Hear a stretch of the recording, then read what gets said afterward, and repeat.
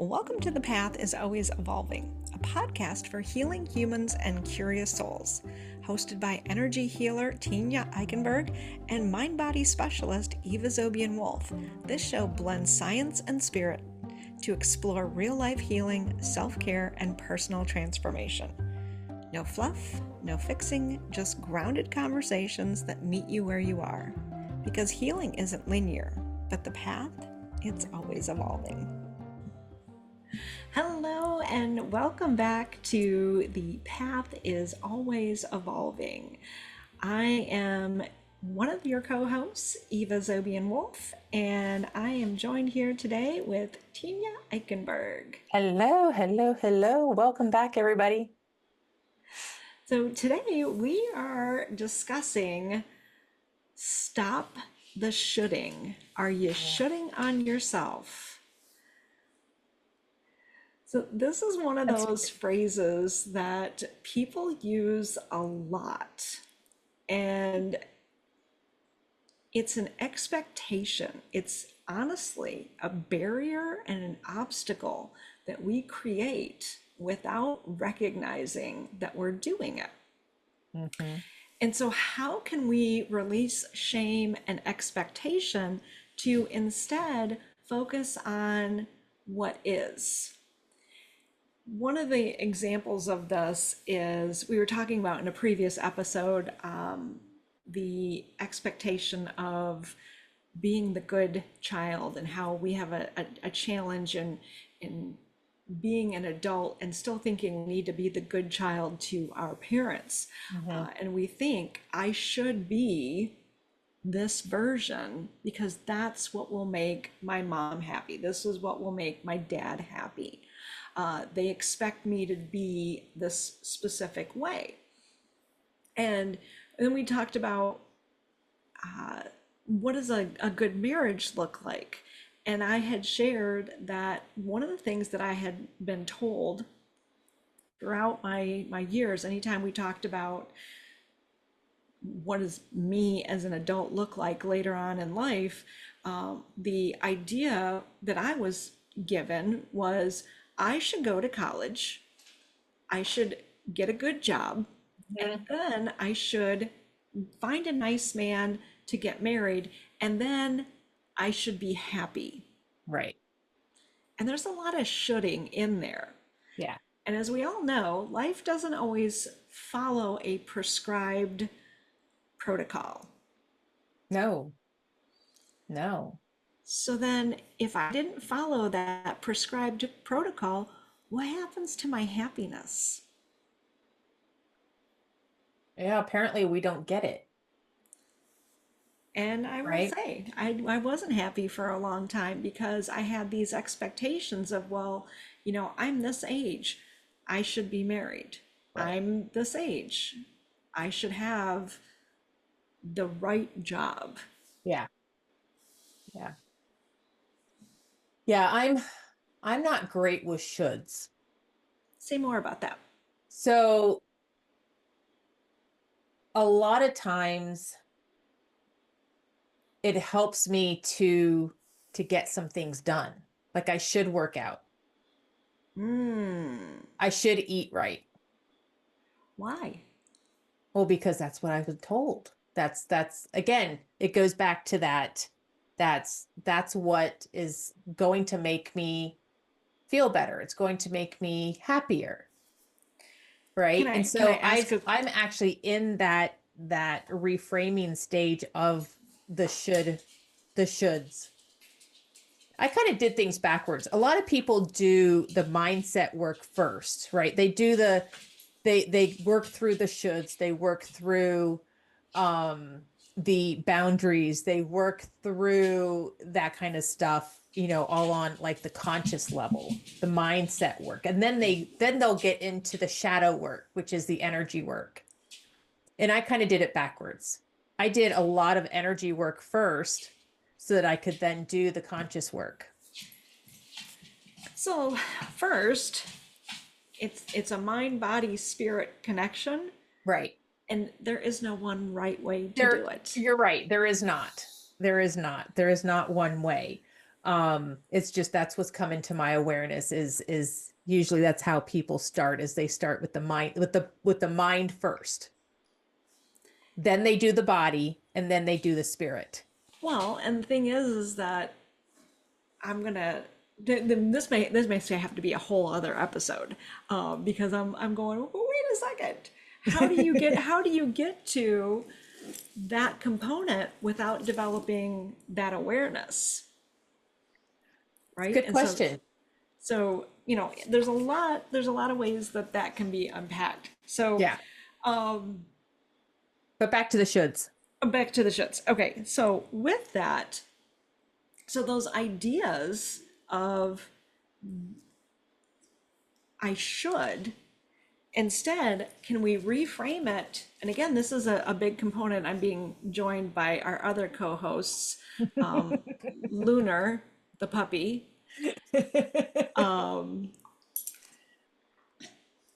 and Lunar says I should be on camera. yeah, he says, "Mom, you should be Lunar. petting me. You should be playing with me. You should be Yep. taking me for a walk." How do we change that reframe from I have to or I should to I get to? Yeah. Yeah. And that's a big component. And it's It something that is. I'm working on as well too, because Yeah. I hear myself say this. And it's funny because we talk about shadow work and we talk about triggers and things of that sort. Whenever I ask a question and the answer is, well, it should be here. Right. That is still one of those things that makes, well, let me rephrase that. That is one of those phrases that when I hear it, there's something in that that I need to unpack because I get very frustrated. And Right. it doesn't matter who is saying it to me. The phrase, it should be here, Right. irritates the crap out of me. So I wanted to have go into chat, and I asked Chat GPT, my chat, because it popped in my head, and I wanted to see what are other things that can be used instead of should. So it put out about five so far, 20 different phrases that we can use instead of I should or should. And so I'll just throw a couple out there, and then I'll put all of these into the show notes so that people can go back and look at them. But there's it could be helpful too. Right? So it would be helpful to work out. It would be helpful to eat better, right? You could choose to, or like you said, I get to. Although whenever I think of I get to, I feel like there has to be some excitement behind it. So it's like, I get to do this, but it's not always something I want to do. Ah, but what about So, the transformation that you're wanting right, from doing that? right. And I agree. And that's again, that's where that mind shift needs to occur, and also could do energy work around, well, what is making should such a negative word for me? Because it doesn't have to be negative, right? We should be going to work, or we have to go to work, right? We have to, I hate it that we have to have money in order to thrive and survive, but that's a part of that human existence that we have. So, but shifting that negative underlining around that should, um, but you're invited to. There's a That, lot of trauma-informed language in this. yeah. You might benefit from. Some find it helpful too. What would happen if you? What are you needing most right now? And that's just a whole nother question. Hmm.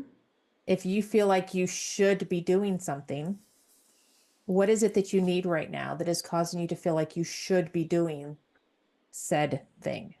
Well, let's look at the energy behind that. If we're saying the word should, it's an implication that we have an obligation or an expectation, right? Mm-hmm. Um, and in that, it may be that we're dreading it for a reason, that we have guilt around it, or we have resentment around it. Mm-hmm. Yeah.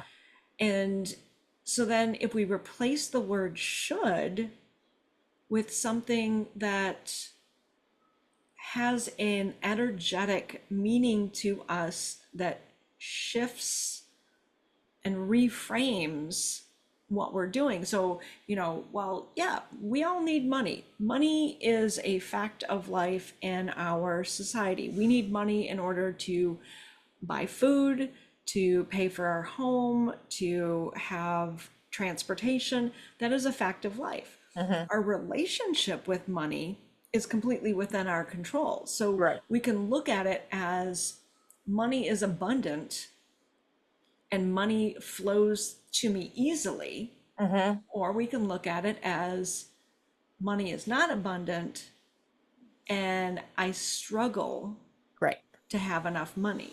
Yeah. And both things will be true. Mm-hmm. And Yeah. which one would you rather have? Right. But when it comes to the should, right? When I say I should work out, and I used to love working out. I used to love going to the gym and getting sweaty and lifting heavy weights, and I felt amazing after that, right? So now I'm at the point where I'm getting back into taking care of my physical health. And sometimes I feel like I should get up and go for a walk. But is it that expectation, or is there something around working out, fitness, that is more of the trigger that is causing that word should to hold that negative meaning? So is Well, it the subject matter or is it the word? or is it the why? Could be the why. And again, if exercising in the way that and again, like if we reframe this and if we create different expectations or we release the outcome. And when I say Mhm. release the outcome, meaning, okay, I know that I will feel better if I do some type of movement. Mhm. So, what type of movement is my body craving right now? I love lifting weights. However, it's also very time consuming, Mhm. but I can lift weights for 5 minutes on the days when I have Time. less time available to me, and or I can do something else. I can do some type of primal movement or something along the lines where I'm doing a body weight movement. I'm getting movement and it's fitting into my schedule. Mhm. And just finding these different ways of, again, reframing what do I have to do, Right. right? And instead, okay, well, what's going to make me happy? What's going to make me feel that I have gotten a good workout in today, that I've gotten good movement in today? Mhm. And, some days I don't feel like doing any type of movement. Okay, well, why? Right. you know Right. and that, again, if we're like, oh well, I should do this, and you hear this a lot too when people think, well, I should be exercising, and they create again, it creates that expectation of what do they think of when they think of exercising. So it's, it's that proverbial, well, they say I Right. should be exercising. Okay, well, what does exercising to you mean? Why don't we reframe what exercising means and instead find something that you enjoy doing that creates movement? Yeah. Yeah. Yeah, absolutely. It could be so many different things, right? So it's like, how do you, someone might be asking, okay, so if it's possibly the why, if it's possibly energetic, if it's possibly the activity, if it's possibly just the word, what do you address first? Well, I would say do a little bit of each, address a little bit of each as much as you can, because there are things that we are going to have to do that we don't want to do. That is a part of life. There are things that we have to do that it's like there are days when I take my son, for instance, when he was 12, 13 years old, did not want to shower. Did not want to shower. He's 12 years old. Just wants to go outside and play. Did not want to shower. Didn't want to shower the next day. Didn't want to shower the day after that. It can be a struggle with a 12-year-old boy. If you don't have a 12-year-old boy, you have no idea. But as much as he didn't want to take those showers, there was no way around him getting out of taking those showers because the boy stunk. And so there are going to be times when we have to do the things that we don't want to do because they have to be done. They should be done. But take a look at what it is that you're doing and ask yourself, why? Why does this bother me so much? Why do I not want to do this? If it's, I should go to work, if it's, you have no joy at all in going to work, it's time to find a new job. That right there is the big component to that. When we create this should, it's our own way of letting ourselves know that there is something in the what follows the should Right. that is not in alignment with us, or Right. it's the way that we are perceiving it Yeah. that's not in alignment with us. Yeah. And if this is something that's come up in your life quite often, feel free to reach out to one of us and we can talk you through what is it about that sentence after should that you might not be resonating with anymore. Or if you don't want to talk to us, talk to somebody. Yeah, talk Just to make sure somebody. you're talking Absolutely. talking to Yeah. somebody. Yeah, talk to somebody. All right. So back to these shoulds. So tools to untangle the should, talking about it, journaling, journal prompts, right? A big one would be a really good one. Anytime you want a journal prompt, a really good one is why blank. Why don't I want to do this? Why do I feel this way? I was thinking about this today on my walk. Find yourself a why friend. And I think I'll do an episode on the other podcast about this. Is find a why friend, a friend who will consistently ask you why until you have no more things to say. Right? Keep pushing that why. And oh my gosh, this needs to be a friend that is okay with you being mad at them for a moment. Because it's like a 2-year-old asking their mom why all the time. But really, find yourself a why friend to get to the bottom, to get to the root, because it may not actually have anything to do with what comes after the should. And it might be something else totally unrelated. that you need to deal with, but you're afraid to deal with it, or you can't deal with it in that moment because you have to go to work.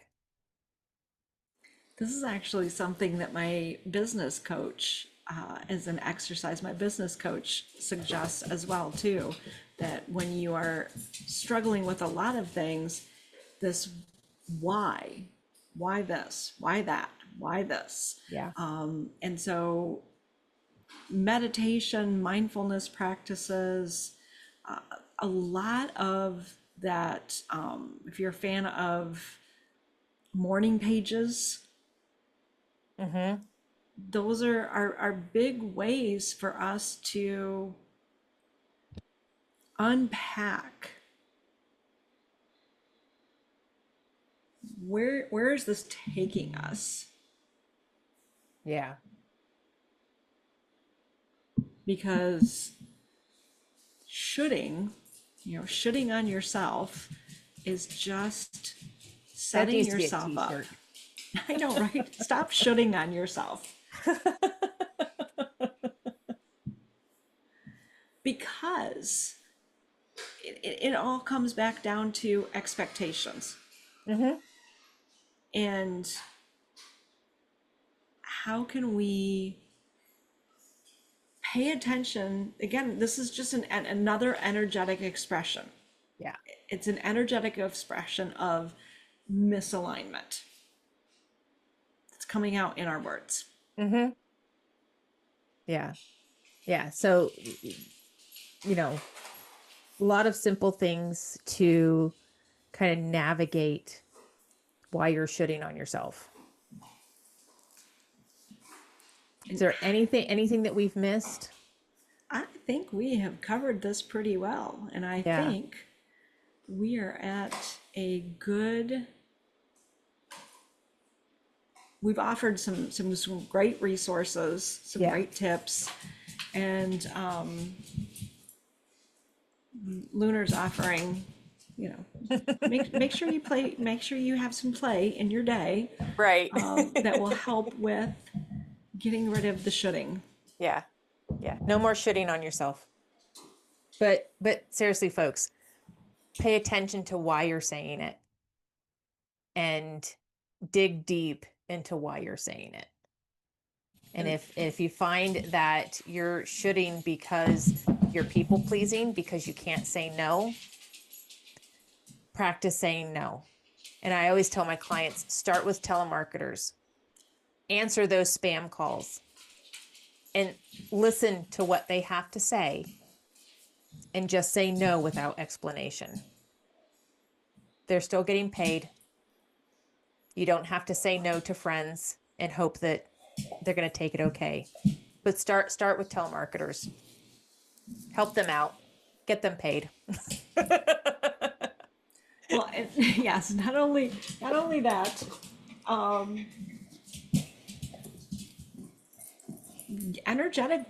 doing Yeah. energetic work can be a great way to gently start the process of Yeah. recognizing where the energetic misalignment is happening, and that can help to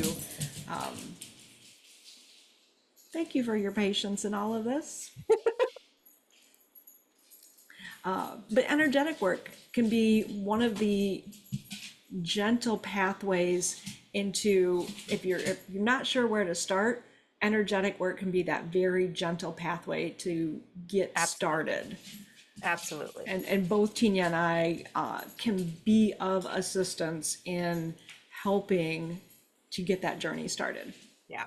Yeah. So reach out to us, drop comments down below, and come back and see us next week. We don't have a subject for next week yet, but yeah, we'll figure something out.